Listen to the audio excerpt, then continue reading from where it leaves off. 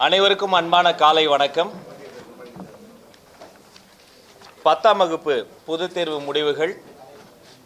இதில் வெற்றி பெற்றிருக்கக்கூடிய மாணாக்கர்களுக்கும் ஆசிரியர் பெருமக்களுக்கும் பெற்றோர்களுக்கும் நெஞ்சம் நிறைந்த வாழ்த்துக்களையும் அன்பையும் நாங்கள் பரிமாறிக்கொள்கிறோம்.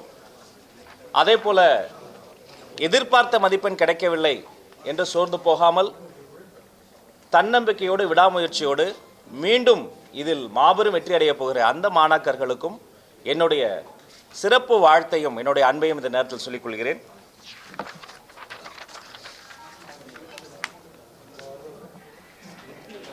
இந்த நேரத்தில்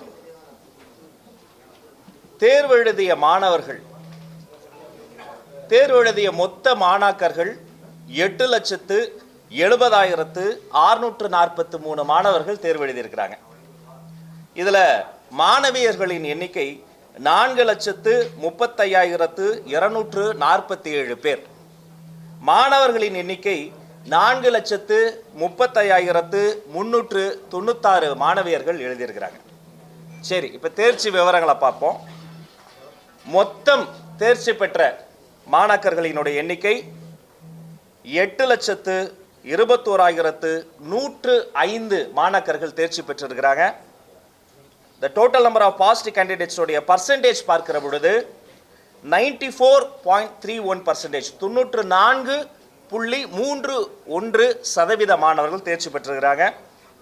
இதில் தேர்ச்சி பெற்ற மாணவியர்களினுடைய சதவீதம் பார்க்கிற பொழுது 96.47% மாணவிகள், அதாவது 4,19,891 மாணவியர்கள் தேர்ச்சி பெற்றிருக்கிறாங்க. மாணவர்களை பார்க்கிற பொழுது 92.15% மாணவர்கள், அதாவது 4,01,214 மாணவர்கள் தேர்ச்சி பெற்றிருக்கிறாங்க.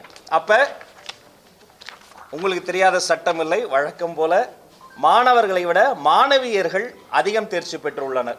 குறிப்பா சொல்லணும்னா 4.32% அதிகமாக மாணவர்களை விட மாணவியர்கள் தேர்ச்சி பெற்றிருக்கிறாங்க.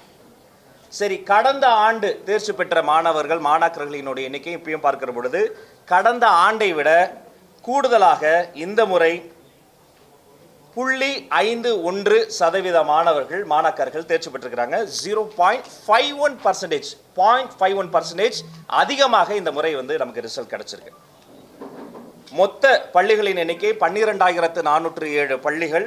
அதுல 100% தேர்ச்சி பெற்ற பள்ளிகள் 5,171 பள்ளிக்கூடங்கள் 100% காமிச்சிருக்கிறாங்க. 100% பாஸ் பர்சன்டேஜ் காமிச்சிருக்கிறாங்க.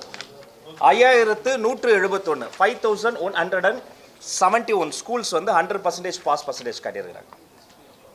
அதே போல 100% தேர்ச்சி பெற்ற அரசு பள்ளிகள், number of government school scored 100% pass பார்க்கிற பொழுது 1,931 அரசு பள்ளிகள் 100% தேர்ச்சியை காட்டி